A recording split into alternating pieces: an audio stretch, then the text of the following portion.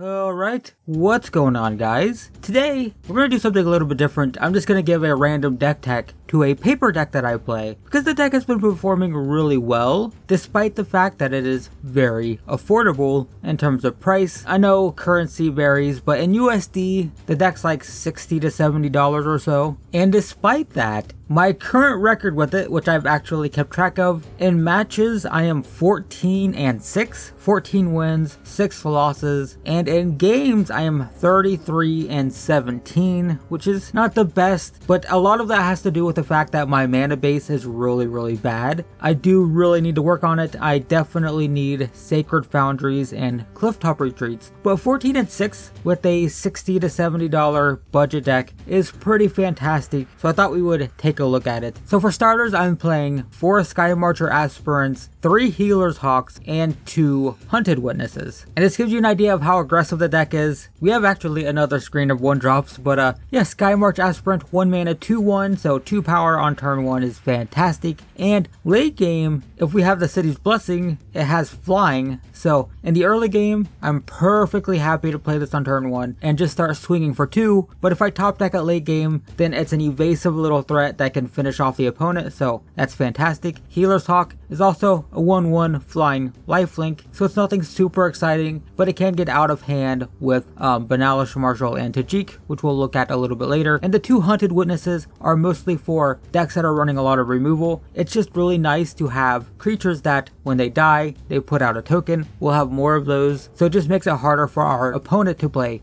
board sweepers and stuff, so kind of fantastic. And one final 1-drop that we're actually playing for Dauntless Bodyguard, which is a 1 mana 2/1 again. Fantastic, great to have 2 power on turn 1. I play this turn 1 all the time, it's fine, but it does have the added bonus and that when it comes into play, we can target a creature and then we can sacrifice the bodyguard to give that creature indestructible, which is fantastic to protect some of our bigger threats or our evasive threats. And it's a more board sweeper insurance. If our opponent plays a board sweeper, we can sacrifice the Dauntless Bodyguard and, you know, protect whatever it is protecting. Even if it's like a Sky Marcher Aspirant, it's still great if the opponent plays like a Kaya's Wrath and, you know, you just sacrifice the bodyguard and get to keep one of your creatures, so why not? Moving on to the 2-drops in the deck, I'm playing 4 Martyr of Dusk and 4 Untitled Vanguard. So Martyr of Dusk is like Hunted Witness. If it dies, it spits out a token. Now ideally, I would like these to be Tithe Takers, which are basically strictly better. I mean, the token's different. It has flying instead of lifelink, which I actually would prefer. So Martyr of Dusk should be Tithe Taker, but that's gonna be, I think they're like $2.50 each. So it's $10 and I'm kind of like,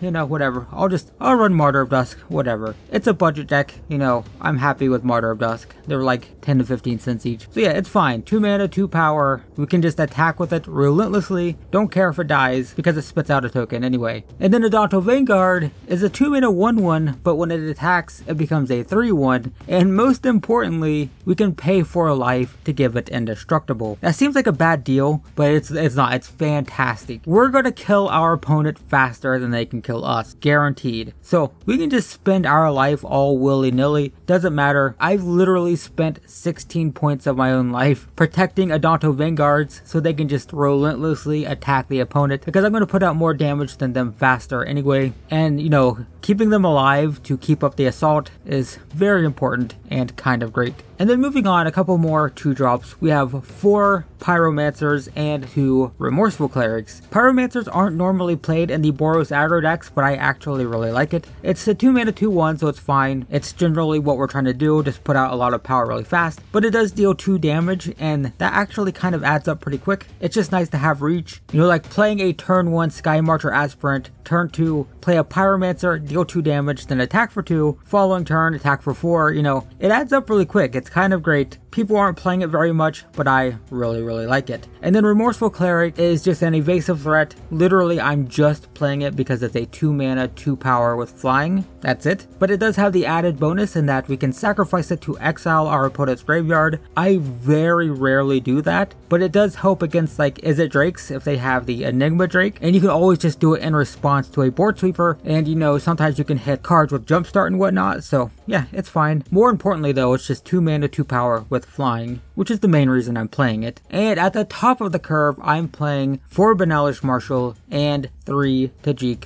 Legion's Edge. Both of these are fantastic with all of these aggressive creatures we're putting out. Banalish Marshal, 3 mana, 3/3, gives all of our creatures +1/+1. So it's kind of great. You know, we typically have 3 or 4 creatures out when we play Banalish Marshal, and it just puts out so much power on the board. It's great. Tajik also vastly underrated in my opinion. The number of games I've won with Tajik is crazy. So it's a 3 mana, 3 power creature, comes into play with haste, so it's attacking that turn, and then it has Mentor, so it puts a +1/+1 counter on another one of our attackers, and then it prevents non-combat damage to all of our creatures, so it protects us from things like Fiery Cannonade, for example, and then it can also be given First Strike. So it's just a lot. It does so much stuff, and the number of times I've had like a Sky Marcher Aspirant with flying, and the opponent feels safe, you know, it's like late game, it's my only creature, and they're at like 10 life, and they're like, yeah, it's fine. Then I play Tajik, I attack for 6, because you know, the Sky Marcher Aspirant gets a +1/+1 counter, and yeah, that's just the kind of thing that Tajik does. It comes into play super quick, and just takes people by surprise every single time. And then technically the very top of the curve is Venerated Loxodon, which I never actually pay 5 mana for, but it's a 5 mana 4/4 with Convoke, and all the creatures you use to convoke it out get +1/+1 counters. A lot of the tier 1 decks play 4 copies of it, but I would prefer to just go for the throat every game, and the problem with Venerated Loxodon is you kind of have to take a turn off to play it. It is really good after turns like 3 and 4 if your opponent starts to stabilize with their own creatures, but you don't get to that point as much if you don't play Venerated Loxodon. If you just play more aggro, then you don't get to that point in the game in the first place. So yeah, it's really nice. It is something that can get you over, you know, ground threats, especially decks that are putting out tokens, because so much of our deck has 1 power. So yeah, it's definitely useful. Happy to have a copy of it in the deck, but I don't know, it's just not the kind of card that I want every single game. I don't want to be taking turns off too often, so I'm only playing 1, but tier 1 decks are playing, you know, usually 3 to 4. And then I'm playing 1 Unbreakable formation. This is also fantastic.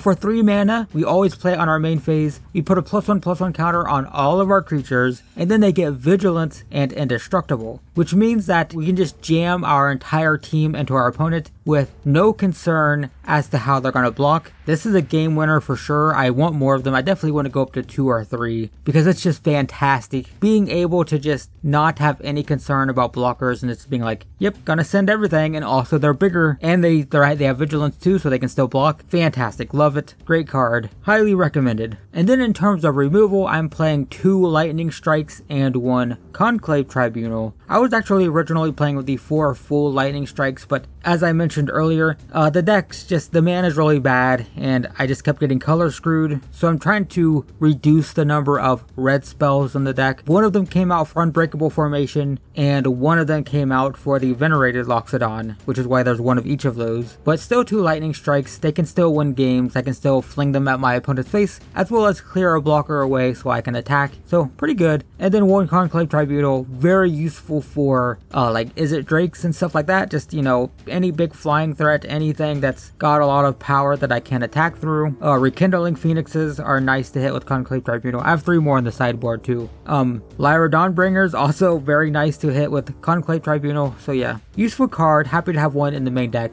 Have 3 in the sideboard for, you know, specific matchups. We'll get to that in a second. And then moving on to the mana base, which is just an absolute train wreck. I apologize for this. But first off, I'm playing 2 Clifftop Retreats, 2 Boros Gates, and 1 Sacred Foundry. Yeah, it's bad. It's bad. I need 4 Clifftop Retreats. I need 4 Sacred Foundries. I just don't feel like spending that much money. It'd be like, what? It'd be about 40 bucks, and it's just like, I don't know. I don't know if I want to spend $40 on a standard mana base. That's just how cheap I am. I'm sorry, I'm cheap.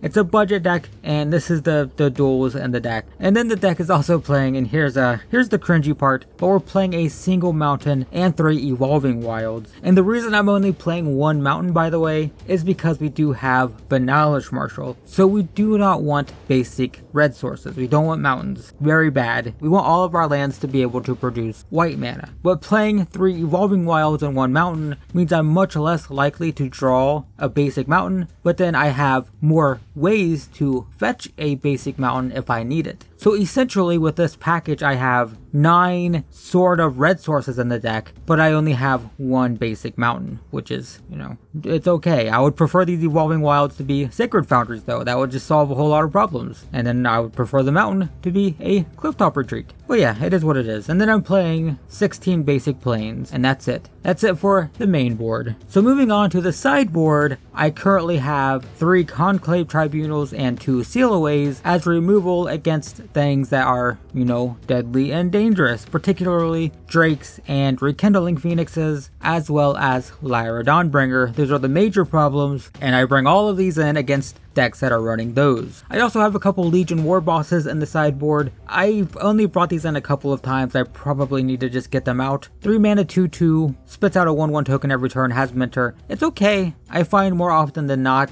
my opponent just has blockers for the 1/1 token and I just can't really get through. Doesn't really work well on this type of deck. Legion War Boss needs to be more in a deck that's focused on board control, so these probably need to just go out. The deck also has, and this is kind of interesting, but we're playing Leonin War Leaders, 2 of those, and 2 Demanding Dragons. The Demanding Dragons definitely need to go at this point. I was originally playing them when I had like 3 or 4 mountains in the deck, but the reason I'm playing all of these is because I basically lose to Settle the Wreckage like a lot, and if I'm playing against a deck that's playing Settle the Wreckage, I bring these in because they give me the mana I need to cast these. You know, like I have 2 or 3 mana, but I have, you know, 3 1-drops in play, and I attack with them, they Settle the Wreckage, and then they ramp me up to 5 mana, and then I just play a Demanding Dragon, so it's kind of great, but they're only useful for, you know, Settle the Wreckage decks. So 4 slots on the main board for Settle the Wreckage specifically. It's kind of weird, but at the same time, that card just kind of wrecks me, so you know, I'm happy to have them. It makes those matchups a lot better. Gives me a big beater when they give me tons of mana, so yeah, it's okay.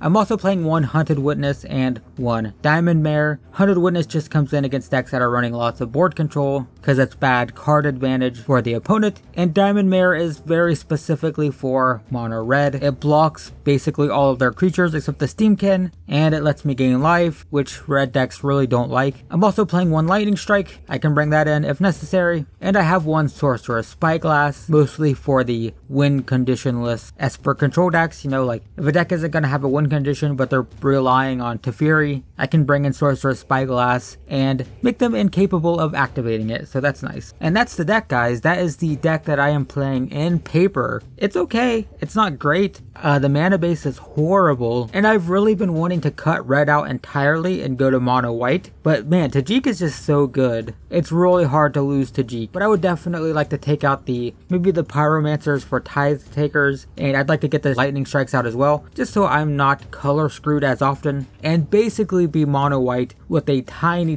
red splash for Tajik. But as it is, like I said, I am 14-6 with this build, just because, you know, you get kind of free wins if your opponent gets mana screwed. Like if your opponent misses a land drop, it's kind of like an easy win, and the Izzet Drake's decks they have a very hard time winning against this deck. So I've been going to Standard Showdown with this thing, and I get like a free win per night pretty much. Like I'll get matched up against Izzet Drakes at least once, and it's like, well, I got this one in the bag. And then if one of my other opponents gets mana screwed once, then it's, you know, I can very easily kind of jank my way into the top of a Standard Showdown event just from having a really good matchup against Drakes and then punishing people for having slow hands. So yeah, it's a $60, $70 or so deck. I didn't even spend that much for it. You know, a lot of the cards I already had. I've opened some of them in Spoils of Wars videos, and I just, you know, I bought some of the bulk. Most of it's commons and uncommons. Most of the deck, you know, is composed of cards that are like 10 to 25 cents on TCG Player. It's a whole lot of cheap junk stuffed into a deck, and